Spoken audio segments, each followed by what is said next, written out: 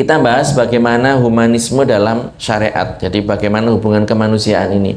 Anak bagaimana seharusnya kepada orang tua bagaimana seharusnya kepada anak, syariat memerintahkan apa dan seterusnya. Kalau kedua belah pihak ini sama-sama paham, enak. Orang tua akan berbuat baik kepada anak, niat mencari ridho Allah Subhanahu wa taala. Anak juga seperti itu. Berbakti kepada kedua orang tua, niatnya mencari ridho Allah Subhanahu wa taala. Bukan transaksional bahasanya itu. Jadi karena dulu seperti ini, enggak, bukan itu. Karena tujuannya adalah mencari ridho Allah Subhanahu wa taala.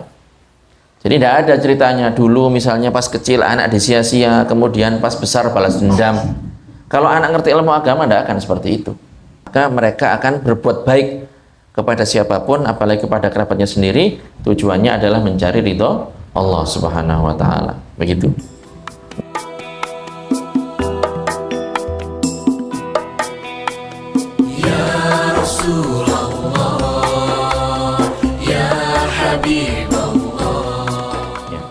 Jadi ada beberapa macam jual beli yang diharamkan. Di antaranya adalah menjual daging dengan binatang utuh yang masih hidup. Itu tidak boleh. Jadi misalnya ada orang punya 1 kilo daging ayam misalnya, dijual dengan seekor ayam utuh yang masih hidup, itu tidak boleh. Atau punya 1 kilo daging kambing atau sapi, ya, dijual dengan seekor kambing utuh masih hidup, seekor ayam utuh, itu tidak boleh, ya. Kenapa tidak boleh, Ustadz? Ya, aturannya dari Kanjeng Nabi seperti itu. Hukumnya haram. Menjual daging dengan binatang yang masih hidup, yang utuh. Baik binatang itu halal dimakan ataupun tidak halal dimakan. Jadi ada binatang yang halal dimakan, ayam, kambing, sapi, kerbau, unta, itu halal dimakan dan boleh dijual, tapi tidak boleh dijual dengan daging, gitu, ya. Ataupun dijual dengan binatang yang tidak halal dimakan. Ada binatang yang tidak halal dimakan, tapi boleh dijual. Kucing, ya, gajah boleh dijual ibu-ibu, tapi tidak halal dimakan. Ya, ini aturannya dari baginda Rasulullah seperti itu. Kemudian juga yang termasuk tidak boleh dijual adalah menjual barang yang tidak dia lihat. Jadi tidak dilihat oleh kedua belah pihak, ya. Maka ini hukumnya tidak boleh. Misalnya ada orang mengatakan kepada calon pembeli, saya punya barang. Lah mana barangnya? Barangnya dia tidak ditampakkan, tidak diperlihatkan. Lah ini berarti tidak jelas. Maka jual beli yang seperti ini hukumnya tidak boleh. Jadi jual beli itu harus jelas bagi penjual dan juga jelas bagi pembeli. Pembeli lihat langsung, penjual lihat langsung. Kalau sama-sama tidak melihat atau salah satunya tidak melihat, maka di sini tidak sah jual belinya. Kalau seandainya ada deskripsinya, bagaimana, Ustadz? Deskripsi tahu ya, deskripsi itu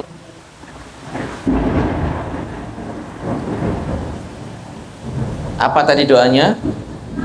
Subhanalladzi yusabbihur ra'du bihamdihi wal malaikatu min khifati. Oh, mati lampu. Kelihatan nggak muka saya? Iya, di kamera kelihatan. Ya, enggak apa wis. Ya, ibu-ibu fokus saja sama saya.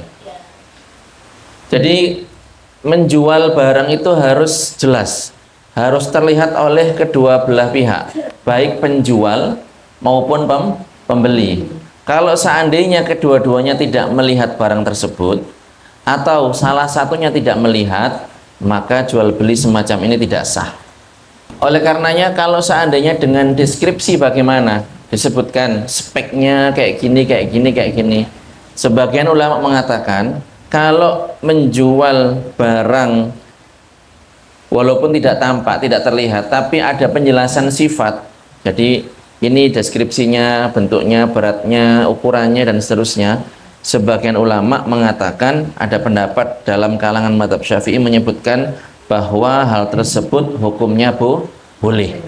Tapi hukum asal tadi itu, kalau barang tidak terlihat oleh kedua belah pihak, tidak diketahui, atau salah satunya, entah itu penjual tidak ngerti atau pembelinya tidak ngerti, maka itu hukum awalnya adalah tidak sah. Tapi ada pendapat yang bisa kita pakai, yaitu apabila disertai dengan wasf, bahasa Arabnya wasf, penjelasan, deskripsi, spek barang, itu sebagian ulama mengatakan hukumnya boleh. Sekiranya orang itu jadi paham, jadi ngerti, oh walaupun nggak lihat langsung, orang itu bisa tahu, mengerti kondisi dan bentuk barang tersebut.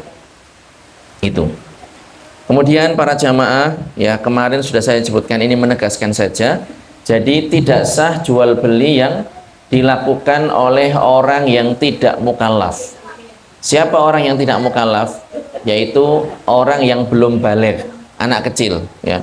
Tidak sah jual belinya. Cuman kemarin sudah kita jelaskan, kalau anak kecilnya ini mumayyiz, ya, dan mendapatkan izin dari walinya, dari orang tuanya, maka jual belinya hukumnya boleh gitu. Nah, tapi secara hukum asal itu tidak boleh menurut mazhab Imam Syafi'i, menjualnya orang yang belum mukallaf, anak kecil, ya, atau belum baligh berarti anak kecil, atau orang yang gila, ya, ini jual belinya tidak sah. Tapi ya, dalam mazhab lain, mazhab Imam Ahmad bin Hambal mengatakan bahwa anak kecil yang mumayyiz, yang mendapatkan izin dari walinya, itu boleh melakukan transaksi jual beli. Kemudian termasuk juga jual beli yang terlarang adalah menjual barang yang tidak jelas. Kalau tadi tidak kelihatan, ya sekarang menjual barang yang tidak jelas. Barangnya ada, tapi tidak jelas. Misalnya orang mengatakan, seorang penjual mengatakan, saya menjual kepada Anda 1 dari 2 mobil saya. Ini tidak jelas berarti yang mana? Yang warna putih apa yang warna hitam? Maka jual beli seperti ini tidak sah dan terlarang. Kemudian termasuk yang terlarang juga adalah menjual minuman yang memabukkan. Jadi setiap yang memabukkan itu selain haram diminum, juga haram dijual belikan. Nggak boleh. Jadi orang dia nggak minum khamr, tapi dia jualan, sama aja, ya, nggak boleh. Ya, nggak boleh diminum, maka tidak boleh diperjualbelikan. Tidak boleh dimakan, berarti tidak boleh diperjualbelikan. Ya.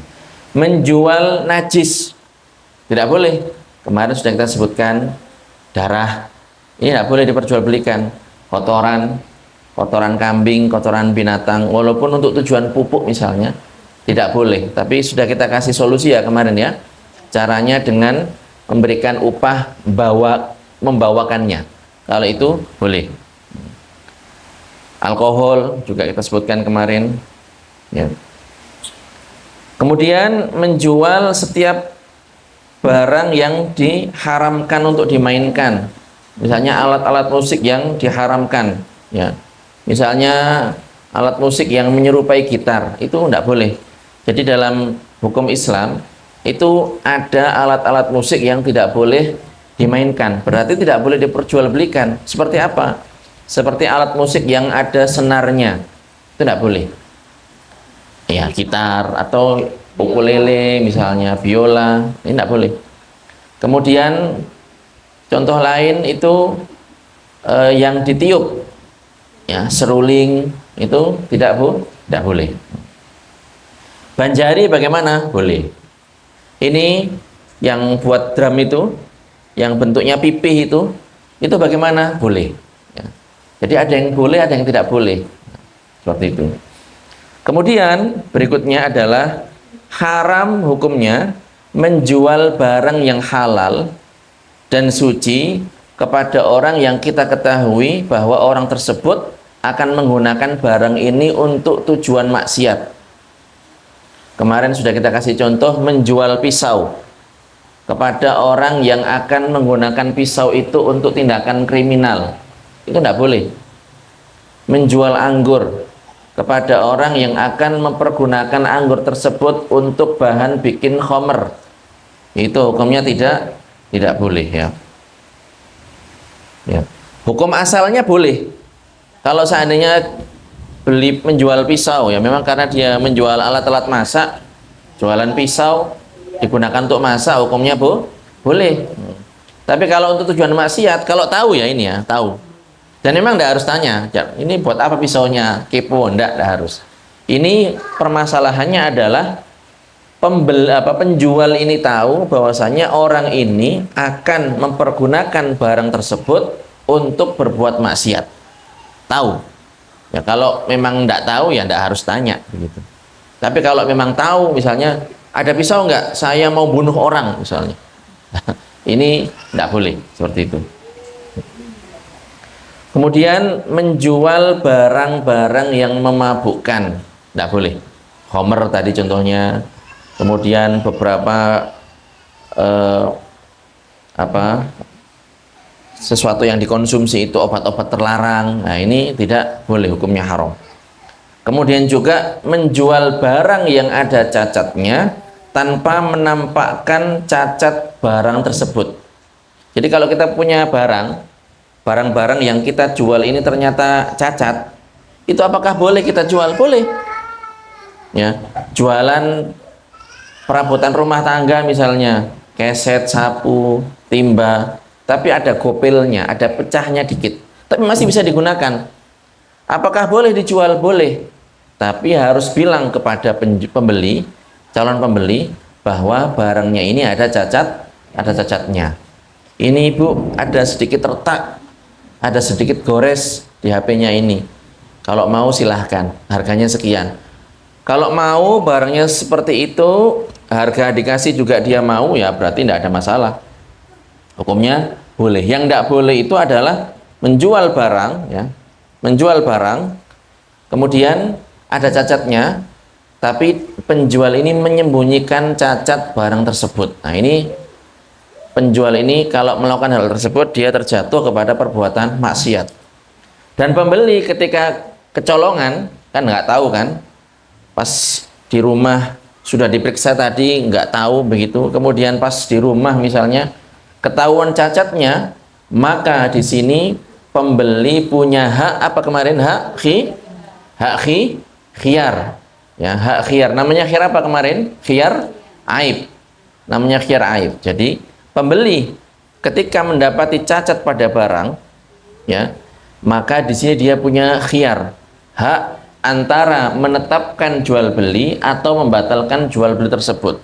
Ya kalau memang dia terima dengan barang itu ya sudah, silahkan. Tapi kalau dia mau mengembalikan, mau refund, mau mengembalikan dana, mengembalikan barang dan biar dananya kembali ke dia lagi, itu juga boleh. Tetapi ini harus seketika, tidak boleh ditunda-tunda. Kalau memang pasarnya dekat ya segera langsung datang, Pak, ini barangnya ada cacatnya, mau saya kembalikan. Nah, seperti itu. Itu ya. Lah, jadi itu para jamaah beberapa tindakan dalam muamalat jual beli yang hukumnya haram. Ini sekarang kita akan menjelaskan tambahan mengenai beberapa contoh ribal qard, ya, ambil keuntungan dikarenakan hutang. Contoh dari mengambil keuntungan dikarenakan hutang, ini hukumnya tidak boleh dan termasuk bagian dari ribal qard. Apa itu? Yang pertama adalah orang menjual barang, ya, menjual barang kepada orang lain, ya. Nah, dia menjual barang tersebut dengan harga yang mahal, ya, dengan harga yang di atas rata-rata. Ya. Dia berani menjual dengan harga tersebut dikarenakan orang yang beli ini punya hutang. Jadi begini kasusnya. Misal ada pembeli, calon pembeli. Ya, penjual ini mengutangi kamu, tak kasih hutang. Tapi barang ya kamu harus beli dari saya dengan harga yang lebih mahal, mensyaratkan itu hukumnya tidak boleh. Nah, ini berarti apa? Ngambil keuntungan dikarenakan utang. Ini namanya ribal qard, ya. Jadi dia menjual barang kepada orang tertentu, ya, dengan harga yang lebih mahal, mensyaratkan itu dikarenakan orang tersebut punya hutang. Itu tidak boleh. Contoh lain, dia memperkerjakan seseorang dengan upah yang di bawah rata-rata. Kenapa seperti itu? Dia mensyaratkan seperti itu. Dia mensyaratkan seperti itu karena orang tersebut punya hutang. Ini juga sama hukumnya tidak boleh. Jadi sama kasusnya ini, dalam kasus-kasus yang akan kita sebutkan ini, orang ini punya hutang, ya. Orang ini diberikan hutang oleh orang lain. Karena punya hutang, orang yang ngasih hutang ini ambil keuntungan. Bagaimana itu? Mensyaratkan supaya beli dari dia dengan harga yang lebih mahal, atau mensyaratkan menjual kepada orang yang menghutang itu dengan harga yang lebih murah, atau mensyaratkan orang tersebut untuk kerja dengan dia dengan upah yang lebih murah. Lain dikarenakan hutang, mensyaratkan hal tersebut. Lah ini tidak boleh, termasuk ribal qard, ya. Ini berarti mengambil keuntungan, mengambil manfaat disebabkan karena hutang. Ini hukumnya tidak boleh. Tapi kalau tidak disyaratkan, ya tidak apa-apa. Misalnya, jadi saya menghutangi seseorang begitu. Kemudian orang itu menawarkan diri, Ustadz, terima kasih sampean sudah nolong saya. Ini saya ada barang ini karena sampean saya sudah nolong saya jual ke jenengan, mau gua ambil dengan harga murah.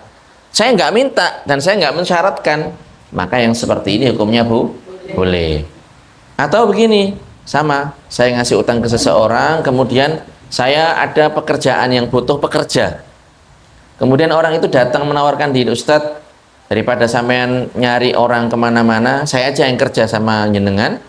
Nah nanti saya tidak apa-apa dibayar segini, tidak apa-apa. Nah orang ini menawarkan diri, saya tidak minta, saya tidak mensyaratkan, saya juga. Nah ini yang seperti ini hukumnya boleh. Karena apa? Saya nggak ambil keuntungan, tapi dia menawarkan sendiri lah. Kan kita kan juga cari pekerja yang kualitasnya sesuai dengan yang kita inginkan dengan harga yang lebih murah. Tapi kalau mensyaratkan, misalnya di awal ada orang yang menghutangi kamu, tak kasih hutang dengan syarat nanti kamu kerja di saya dengan upah murah, dengan syarat nanti hasil panenmu kamu jual ke saya dengan harga murah, dan seterusnya. Ya ini yang seperti ini tidak boleh, termasuk ngambil manfaat daripada hutang, termasuk bagian dari riba al-qard, ya. Kemudian para jamaah, secara umum juga hukumnya haram melakukan penipuan, ya. Menipu. Misalnya yang praktek sering terjadi sekarang itu jual bilangnya 1 kilo, tapi ternyata dapatnya tidak 1 kilo, 9 on misalnya, ya. Jual yang jumlahnya harusnya 100, per kotak itu jumlahnya 100, ternyata dikurangi 2, 98. Nah ini yang seperti ini tidak boleh, namanya menipu atau berkhianat dalam timbangan, dalam ukuran, hitungan, atau semacamnya. Atau berbohong, para jamaah. Ya, para jamaah, secara umum tidak boleh orang itu menipu, berbohong atau berkhianat dalam takaran, timbangan, ukuran, hitungan, atau semacamnya, ya. Berbohong tidak boleh. Berbohong itu tidak hanya dalam jual beli, dalam muamal, dalam segala hal pun tidak boleh. Cuman biasanya orang karena pengen mendapatkan untung, dia berbohong. Barang stok udah lama dibilang masih baru-baru. Nah ini barang kulakannya dapatnya segitu, dia dibilangnya nggak dapat segitu. Nah ini tidak boleh. Tindakan-tindakan seperti ini diharamkan. Ya sudah, bilang aja apa adanya. Nah, setelah kita menjelaskan mengenai perkara-perkara yang diharamkan dalam jual beli, ada beberapa hal terkait akad atau transaksi. Jadi muamalat itu para jamaah tidak hanya mencakup jual beli saja. Ada hal-hal yang lain yang penting juga kita untuk tahu. Ada namanya ijarah. Ijarah ini bahasa Arab, artinya adalah sewa menyewa. Ya, menyewa ini bisa barang, bisa menyewa jasa, ya. Tamliku manfaatin mubahatin bi'iwadin ma'a baqail aini ala wajhin khas. Jadi melimpahkan kepemilikan manfaat yang diperbolehkan dengan imbalan disertai tetapnya benda dengan aturan tertentu. Itu namanya sewa menyewa. Bagaimana ini bentuk realnya, ya? Kita melimpahkan kepemilikan manfaat. Jadi milik itu, kepemilikan itu ada kalanya memiliki bendanya, ada kalanya memiliki manfaatnya. Kalau kita beli mobil, berarti mobil itu milik kita, manfaatnya juga milik kita. Tapi kalau kita nyewa mobil, nyewa mobil, berarti mobil itu milik rental, yang punya rental, kemudian manfaatnya milik kita sesuai dengan berapa hari dan seterusnya. Nah, itu namanya sewa menyewa. Jadi pelimpahan kepemilikan manfaat yang diperbolehkan dengan imbalan, dan ada imbalannya. Kita ngasih bayar kita, ya. Dan barangnya itu tetap nggak berkurang. Jadi makanya nggak bisa itu nyewa makanan dimakan habis, bukan sewa menyewa. Nah, ada ijarah, ya. Kalau ijarah ini dengan imbalan, ada lagi namanya ariyah.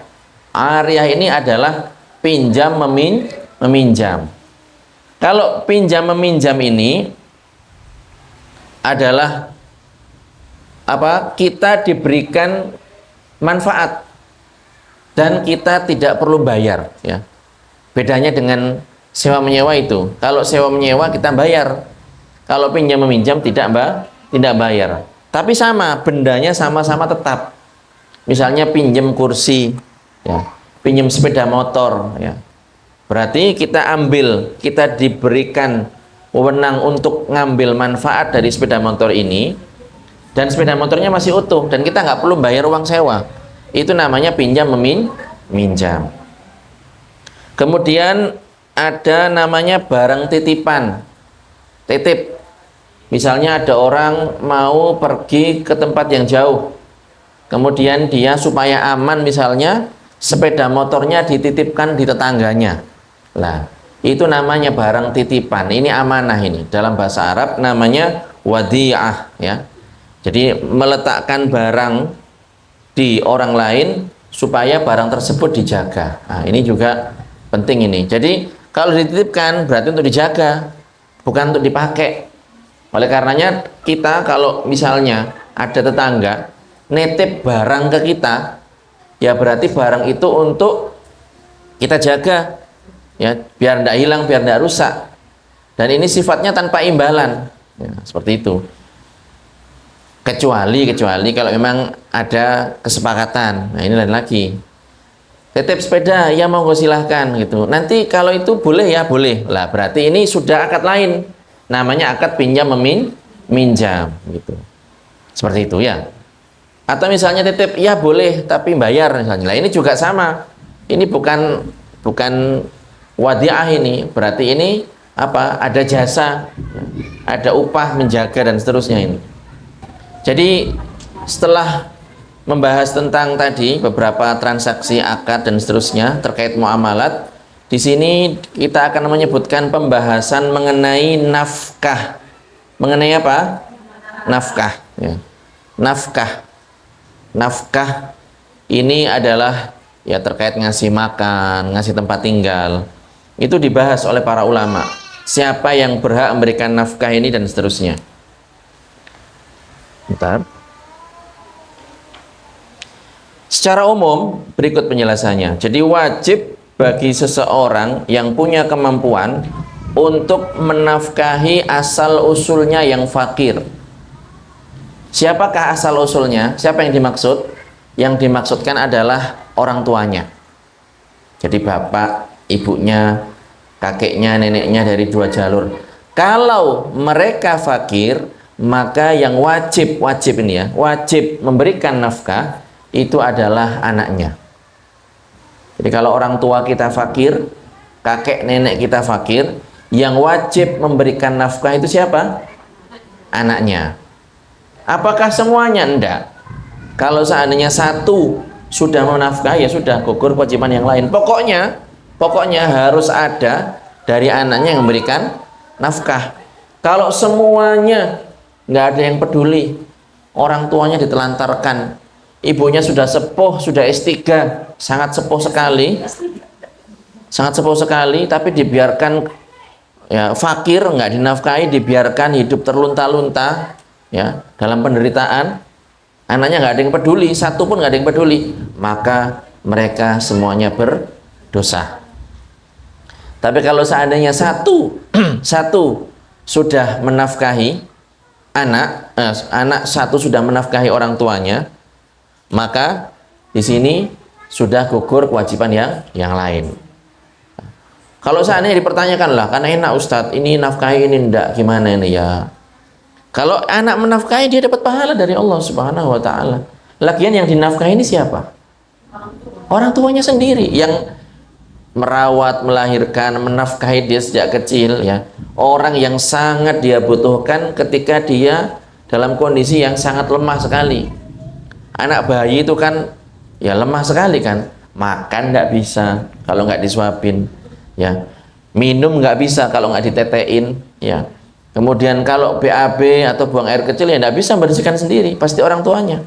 Nah itu, oleh karenanya nggak usah iri-irian seperti itu, justru harusnya berlomba-lomba untuk berbakti kepada kedua orang tuanya itu ya. Jadi tetap kewajiban kedua anak-anaknya ketika orang tuanya fakir untuk memberikan nafkah kepada mereka. Kalau dipertanyakan, Ustadz, ini orang tua saya ini masih tahes, masih kuat ya, masih kuat kerja, ini apakah gugur kewajiban saya? Mereka biar kerja sendiri, mereka kuat kok kerja. Apakah gugur kewajiban seorang anak? Tidak ya. Jadi orang tua yang fakir itu tetap menjadi tanggungan anak ya, walaupun mereka ini mampu untuk bekerja. Jadi ini hukum penting ini para jamaah. Panjenengan yang punya anak itu sejak sekarang diedukasi, betul. Bukan balas jasa atau bagaimana, hukum syariat memang seperti itu, betul. Kalau zaman sekarang itu kan ada istilahnya generasi sandwich begitu kan. Ya dia dituntut untuk menafkahi anak-anaknya, orang tua juga nuntut dan seterusnya. Kita nggak bahas itu. Kita bahas bagaimana humanisme dalam syariat. Jadi bagaimana hubungan kemanusiaan ini. Anak bagaimana seharusnya kepada orang tua bagaimana seharusnya kepada anak, syariat memerintahkan apa dan seterusnya. Kalau kedua belah pihak ini sama-sama paham, enak. Orang tua akan berbuat baik kepada anak, niat mencari ridho Allah Subhanahu wa taala. Anak juga seperti itu, berbakti kepada kedua orang tua, niatnya mencari ridho Allah Subhanahu wa taala. Bukan ya apa transaksional bahasanya itu. Jadi karena dulu seperti ini, enggak, bukan itu. Karena tujuannya adalah mencari ridho Allah Subhanahu wa taala. Jadi tidak ada ceritanya dulu misalnya pas kecil anak disia-sia, kemudian pas besar balas dendam. Kalau anak ngerti ilmu agama tidak akan seperti itu. Dan juga sebaliknya. Ya, sebaliknya apa anak kecil dendam kepada orang tua atau orang tua tidak menafkahi anak, tidak akan seperti itu. Kalau kedua belah pihak ini ngerti ilmu agama, maka mereka akan berbuat baik kepada siapapun, apalagi kepada kerabatnya sendiri. Tujuannya adalah mencari ridho Allah Subhanahu wa taala. Begitu. Ya. Kemudian wajib bagi seseorang juga untuk memberikan nafkah kepada keturunannya, kepada anak-anaknya, laki-laki ataupun perempuan, anak-anak cucunya itu juga termasuk kewajibannya. Jadi anak-anak kita langsung itu kewajiban kita untuk memberikan nafkah ya. Kemudian turunannya, cucunya ya, kalau memang bapaknya meninggal, ibunya meninggal, ya berarti kewajiban kita, kakek neneknya, untuk memberikan nafkah kepada anak tersebut ya. Kapan? Jika mereka kesulitan. Jadi anak-anak itu ya, kalau memang kesulitan, itu kewajiban orang tua untuk memberikan nafkah. Artinya kalau anak tidak kesulitan, gimana itu Ustaz? Anak nggak kesulitan? Ya bisa saja kan dia dapat hadiah dari presiden misalnya. uang tunjangan dan seterusnya. Sudah, orang tua kewajibannya gugur. Kalau memang ada ya kayak gitu ya. Kapan nggak tahu di Indonesia. Jadi kalau anak misalnya dia kaya sejak lahir sudah tanggung negara, ya sudah, orang tua nggak wajib. Nggak wajib dia. Jadi kewajibannya adalah ketika anak kesulitan. Kesulitan itu kayak gimana ya? Dia nggak bisa kerja, ya. Karena masih kecil, karena memang fisiknya cacat misalnya. Sudah dewasa tapi fisiknya cacat, ini kewajibannya anak. Dan begini para jamaah, ya, orang tua itu boleh, artinya tidak terlarang dalam syariat. Ketika memperkerjakan anak itu boleh. Jadi misalnya anaknya disuruh kerja, entah itu cari ikan, cari kayu bakar. Ayo Le, kamu nang sawah misalnya, kamu kerja jadi kuli misalnya, kuli di toko-toko, angkat-angkat barang, nata-nata barang, disuruh kerja, nanti kan dapat bayaran kan, atau cari kayu bakar lah. Dari hasil kerjanya anak, ya, orang tua menafkahi anak tersebut, itu hukumnya boleh. Jadi misalnya ada orang tua punya anak, anaknya disuruh kerja dan anaknya menghasilkan uang. Lah kemudian uangnya dikelola oleh orang tua untuk menafkahi anaknya tersebut. Itu hukumnya boleh. Hukumnya apa, Bu? Boleh. Ya, selagi anaknya mampu, bukan pekerjaan yang berat yang sekiranya anak tidak mampu, hukumnya boleh itu. Seperti itu. Kayak tadi itu, cari kayu bakar misalnya. Nanti kayunya dijual, cari ikan, ikannya dijual, atau kerja di toko dapat gaji misalnya. Kalau di sini kan lulus SMA ya baru. Kalau di luar negeri enggak harus itu. Beberapa toko itu memperkerjakan anak-anak SD begitu. Liburan mereka kerja, sebulan dapat berapa, setengah bulan dapat berapa begitu. Nah itu hukumnya boleh. Ya. Nah kemudian, jadi ini yang wajib ditanggung adalah anak-anak yang memang tidak mampu, masih kecil, belum balik, ya. Atau sudah besar, sudah dewasa tapi cacat misalnya, tidak bisa ngapa-ngapain. Ini kewajibannya orang tua. Artinya kalau anak sudah balik, berarti itu sudah bukan kewajiban orang tua, sudah bukan tanggungan orang tua. Ini harus paham ini para jamaah. Kalau anak-anak jenengan paham ini dan ternyata panjenengan ngasih lebih, nah ini anak panjenengan ini Masya Allah, berarti ibu itu sudah memberikan lebih dari kewajibannya, maka mereka akan semakin berbakti kepada kita. Tapi kalau anak nggak diajarkan seperti ini, dikiranya orang tua itu punya kewajiban. Aku kan anak ibu, berarti tanggungan ibu sampai, bahkan beberapa tempat itu sampai dewasa, sampai menikah, saya punya anak, dibikinkan rumah dan seterusnya. Ini kan masih aja mengajukan proposal kepada orang tuanya. Iya, nggih. Masih minta orang tua begitu. Nah ini, jadi makanya harus diajarkan ilmu seperti ini. Jadi harus tahu bab nafkah. Oleh karenanya kulturnya, jadi kebiasaan adatnya di Indonesia itu adalah orang tua kita itu sangat baik sekali, super baik, begitu kan, super baik. Ya gimana enggak? Nah, orang tua ini di Indonesia ini super baik begitu kan. Jadi anak dinafkahi, dibiayai, dipelihara begitu kan, sampai balik, sampai sekolah SMP, SD, SMP, SMA, kuliah, dinikahkan, dibikinkan rumah, ya. Terus naudzubillah karena nggak ngerti ilmu agama, orang tuanya setelahnya ditendang, naudzubillah. Jadi jangan sampai seperti itu. Kita ajarkan kewajiban ibu itu, nak, menurut agama, kewajiban kami selaku orang tua menurut agama itu adalah menafkahi kamu sampai balik, tok. Sampai balik saja.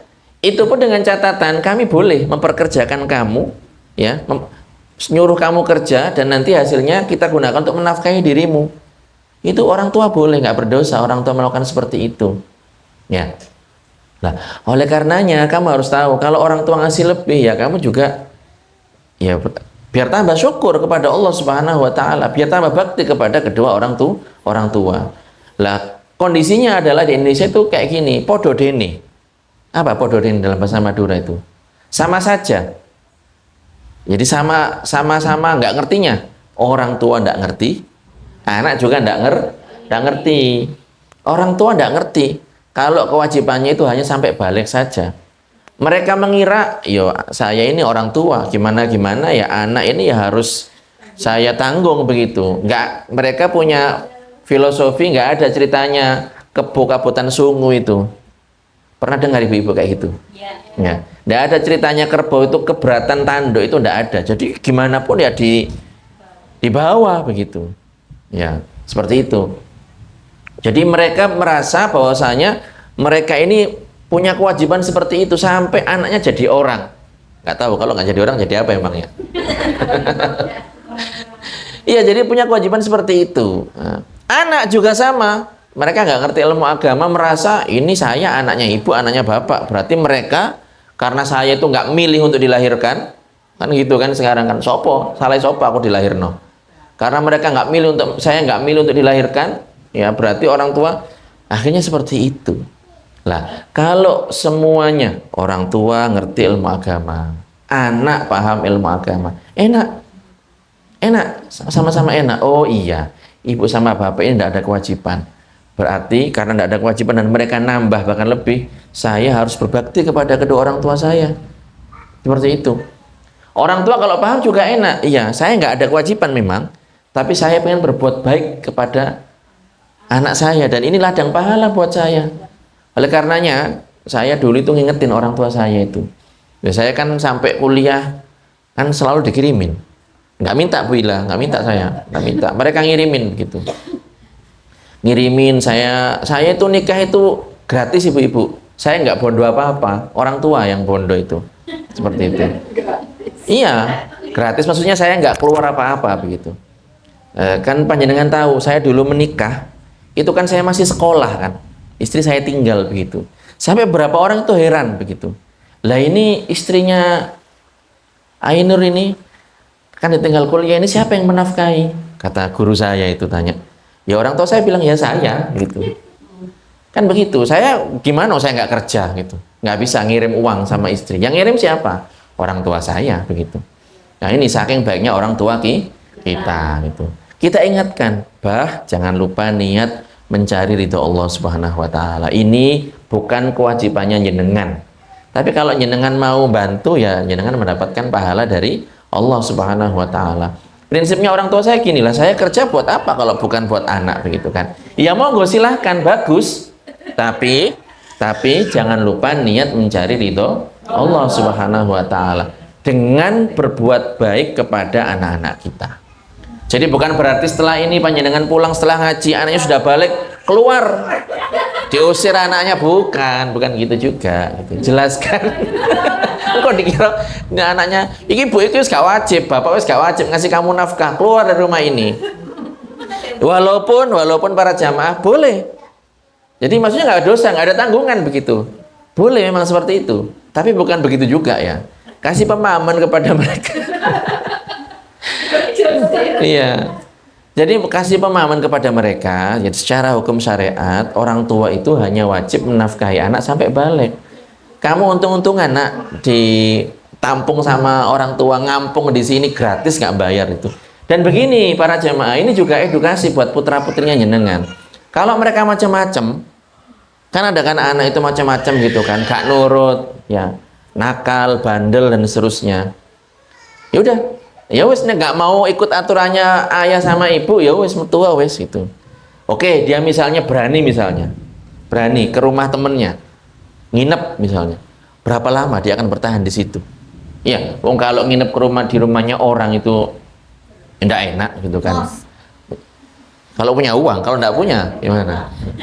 Kalau nginep di rumahnya temen, ya numpang sehari 2 hari, itu mau ngapa-ngapain aja izin gitu kan. Kamar mandi, permisi om, tante mau kamar mandi, permisi mau makan begitu kan. Dia mau seenaknya kayak di rumahnya sendiri, makan tinggal buka rice cooker begitu. Ya kan enggak kan? Makanya ada video viral kemarin itu. Jadi ada anak begitu kan makan, dia ambil makan. Kamu siapa? Ditanya sama bapaknya ini. Saya temannya anaknya bapak. Loh kamu kok di sini ya? Makan tinggal ambil aja. Mana sopan santun di mana dan viral itu. Ya memang kayak gitu yang bener itu loh. Kamu di sini tamu. Tamu itu kalau nggak dipersilahkan ya nggak boleh, nggak ikut punya rumah. Nah, anak ketika ikut orang tua, itu kan ya berarti ya nurut aturannya orang tua, harusnya seperti itu. Nggak seenaknya sendiri gitu. Jadi seperti itu para jamaah, ini tentang masalah nafkah ya. Ada lagi nafkah berikutnya. Kalau tadi bab anak ke orang tua, kemudian orang tua ke anak, berikutnya adalah suami kepada istri ya. Suami kepada istri. Kalau ini nafkahnya ini ya yang penting makan, nggak ada ukurannya. Nggak ada ukurannya, yang penting anak kenyang, orang tua kenyang. Kalau sama istri itu ada ukurannya. Ada ukurannya. Jadi kalau seorang suami ini wajib memberikan istrinya nafkah. Nafkah ini harian. Setiap hari 1 mud, 1 mud setengah, atau 2 mud tergantung ini suaminya ini kondisinya kayak gimana. Ekonomi sedang, ekonomi berkurang, atau ekonomi lebih ya. Jadi setiap hari ngasih ukuran makanan. Dan ini dalam kondisi mateng. Istri itu tinggal makan. Istri tidak masak, tidak ada kewajiban istri masak itu. Makanya kalau seandainya ini, masya Allah, alhamdulillah di Indonesia ini ya. Jadi kalau seandainya ya ini ada para suami datang begitu ya, pulang ke rumah, kok makanan belum siap, ya jangan marah-marah. Jangan marah-marah. Jangan marah-marah, karena memang bukan kewajibannya istri memang. Untung-untung istri nggak protes, mana makanannya Pak, mana? Istri nggak protes tuh untung-untungan, gitu loh. Mana sampean ini mana? Ini saya yang wajib dikasih makan, ini sampean yang wajib ngasih saya makan. Mana makanannya? Buka tudung saja kok kosong, jangan marah-marah. Seperti itu, karena bukan kewajibannya istri. Istri itu tidak ada kewajiban masak, nyuci piring, nyuci baju, itu tidak ada. Istri itu seanteng, memang kayak gitu. Tapi jangan salah paham ya, nanti panjenengan pulang-pulang ya tidak masak, pulang-pulang tidak masak, akhirnya apa, tidak boleh ngaji ke sini nanti. Iki mari ngaji nduk, Mas Ain malah ini bojoku modelnya, gak usah ngaji-ngajian. Oh bahaya ini. Enggak, bukan begitu. Secara kewajiban, ini saya ajarkan nih. Secara kewajiban, panjenengan tidak wajib. Tidak wajib. Tetapi para jamaah, kalau panjenengan niatkan mencari ridho Allah Subhanahu wa taala, berbakti kepada suami, berbuat baik kepada suami dengan memasakkan, dengan menyiapkan keperluan suami panjenengan, ya panjenengan mendapatkan pahala. Masalahnya kan gini, banyak suami istri yang tidak ngerti begitu kan, dikira wajibnya dia kayak gitu. Akhirnya ngomel aja pas ya gitu kan, akhirnya kasinan begitu masakannya. Iya. Jadi itu masalahnya di situ. Nah, ini kultur kebiasaan kita ya. Di Indonesia itu yang masak perempuan begitu. Nah, ini menjadi ladang pahala buat panjenengan. Artinya apa? Yang perlu diterapkan adalah nanti ketika pulang, panjenengan punya keyakinan, oh ya, ini memang bukan kewajiban saya, tetapi saya mencari ridho Allah Subhanahu wa taala, ingin mendapatkan pahala yang banyak dari Allah Subhanahu wa taala dengan saya memasakkan untuk suami saya. Jadi hukum asalnya adalah yang punya kewajiban untuk memberikan nafkah. Nafkah itu berupa makan, bukan uang tunai, enggak. Makan, pakaian, dan seterusnya. Ini ada perinciannya itu. Itu yang punya kewajiban itu, yang wajib itu adalah atas suami, istri tidak ada kewajiban. Gitu. Tapi panjenengan kalau niat mencari ridho Allah Subhanahu wa taala dengan berbakti kepada suami, ini pahalanya besar seperti itu. Niatkan seperti itu. Jadi biar biar dapat pahala. Wis ngelakoni sing gak kewajibane, ngomel-ngomel, gerundel, nggak dapat pahala lagi. Nah, ini seperti itu. Makanya ini perlu dijelaskan. Kalau suami istri itu paham hak dan kewajiban masing-masing, enak, nggak akan saling tuntut menuntut begitu. Suami ngerti, ya Allah, ini istri saya yang masakin saya setiap hari. Kalau saya gaji pembantu ini berapa ini gajinya? Nggak kuat saya. Tapi istri saya dengan senang hati, dengan suka rela dan seterusnya, mau melayani saya dan seterusnya. Nah, kayak gitu. Jadi kewajibannya adalah nafkah. Ini atas suami. Dan juga mahar. Tahu ya mahar ya? Mahar ini mas kawin. Jadi mas kawin yang biasa disebutkan di akad itu, saya terima nikahnya saudari Fulanah binti Fulan dengan mas kawin seperangkat alat sholat atau seperangkat alat masak, terserah. Nah, ini namanya mas kawin. Atau uang tunai sekian puluh juta atau emas sekian gram misalnya, itu namanya mas kawin. Ini hukumnya wajib ya, menjadi atas suami dan menjadi haknya istri. Jadi tidak boleh misalnya pas setelah pernikahan, dek mas kawin sama ndi, kayak apa mas, tak kayak modal. Nah, tidak boleh dengan pengertian diminta gratis. Kalau dipinjamkan boleh, tak seledek boleh. Tapi kalau ini kan sekarang kan sudah kita hidup berdua, lo juga lo mas, iki sudah hak saya ini. Nah, seperti itu. Jadi itu hanya istri, mau diapakan sama istri ya terserah istri. Mau dijual, mau dibelikan makanan, mau dikasihkan ke orang dan seterusnya, itu hanya istri. Kayak gitu. Dikit lagi. Kemudian wajib bagi suami untuk memberikan pesangon, ya. Jika terjadi perpisahan antara keduanya yang bukan disebabkan karena pihak istri. Jadi misalnya suami istri ini terjadi perceraian, ya, yang mana sebabnya itu bukan karena sebab istri. Jadi begini, misalnya istri ini akhlaknya jelek, perangainya jelek, sehingga suami tidak tahan, kemudian diceraikan sama suaminya. Yang menceraikan siapa? Suaminya. Berarti ini sebabnya bukan dari istri tapi dari suami. Paham ya para jamaah ya? Kenapa ya? Karena memang dia kan suami, harusnya kan mendidik istrinya, gitu. Jadi ini seperti ini bukan sebab istri, sebab suami, yaitu. Nah, maka ketika terjadi seperti itu, suami memberikan pesangon kepada istri. Berapa ukurannya ya? Nanti ada ketentuannya. Seperti itu. Kemudian kalau itu berkaitan dengan suami, sekarang istri bagaimana? Istri tentunya punya kewajiban untuk menaati suami. Dalam hal apa? Dalam hal yang bukan perbuatan maksiat. Jadi kalau suami nyuruh-nyuruh yang aneh-aneh begitu, maksiat haram, tidak boleh. Dek, bikinkan gulai babi, tidak boleh. Dek, ambilkan minuman khamr yang tadi barusan abang beli, tidak boleh. Ya. Ini menyuruh dalam perbuatan maksiat. Jadi taat itu dalam perbuatan yang tidak maksiat, ya. Dalam perbuatan yang tidak maksiat, ya. Mentaati dalam hal apa? Dalam hal-hal yang terkait memang haknya suami. Misalnya berhubungan badan. Jadi ini penting ibu-ibu ya, kalau tadi biar imbang ya. Kalau tadi kan istri, sekarang suami. Haknya suami. Jadi kalau suami minta jatah dalam tanda kutip, paham ya ibu ya? Minta jatah dalam tanda kutip, selama istri tidak ada halangan, tidak haid, tidak nifas, tidak sakit, ya tidak boleh menolak. Tidak boleh menolak, ya. Walaupun dalam kondisi sedang repot-repotnya masak, suaminya kebelet misalnya. Sampai nungguin. Ya. Ini suami istri tidak boleh menolak seperti itu. Kecuali tadi itu kalau haid, nifas, dalam kondisi mepet sekali, kalau seandainya melayani nanti nggak sempat untuk sholat, lah ini boleh menolak. Tapi kalau selain itu tidak boleh. Ketika mengerjakan puasa sunnah, nah, ini juga harus izin kepada suami. Siapa tahu suaminya siang-siang butuh, lah makanya izin dulu. Kenapa Pak? Besok ibu mau puasa, boleh kan? Boleh.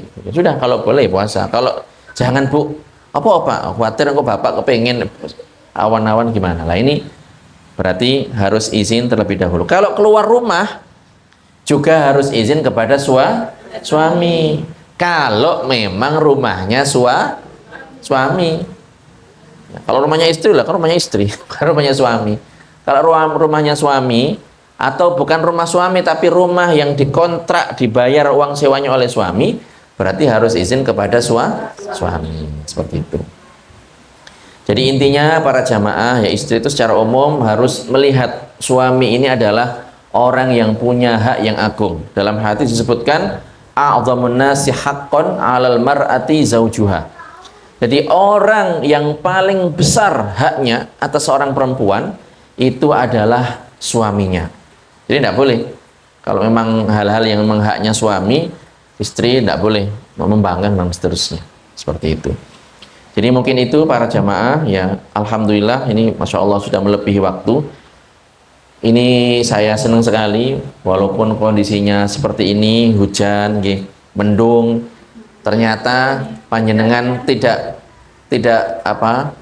gigih datang ke pengajian. Mudah-mudahan mendapatkan pahala yang berlimpah dari Allah Subhanahu wa taala ya. Mudah-mudahan sekarang nggak kelihatan pahalanya, tapi nanti moro-moro di akhirat, loh kok timbangan amal saya kok berat sekali, ternyata pahalanya dari menghadiri majelis ilmu ya. Yang mana disebutkan raudhatun min riyadil jannah, taman dari taman-taman surga. Majelis ilmu ini adalah majelis yang dikelilingi oleh malaikat ya. Malaikat ini mendoakan orang-orang yang menuntut ilmu ya. Kalau malaikat yang mendoakan, malaikat ini makhluk Allah yang levelnya bukan level biasa ya. Kita ini kalau minta doa itu kan kepada orang-orang yang soleh kan, kepada orang-orang yang kita kira oh ini orang baik, orang soleh, orang bertakwa ya, doanya dikabulkan oleh Allah Subhanahu wa taala ya. Apalagi malaikat ini semuanya wali, nggak ada malaikat yang tidak wali itu. Mereka mendoakan orang-orang yang menuntut ilmu. Mereka ini merendahkan sayap mereka. Jadi para malaikat ini punya sayap, merendahkan ya, menundukkan sayap mereka karena rela dengan orang-orang yang menuntut ilmu agama. Mudah-mudahan kita istiqomah, mudah-mudahan kita diberikan yang terbaik oleh Allah Subhanahu wa taala.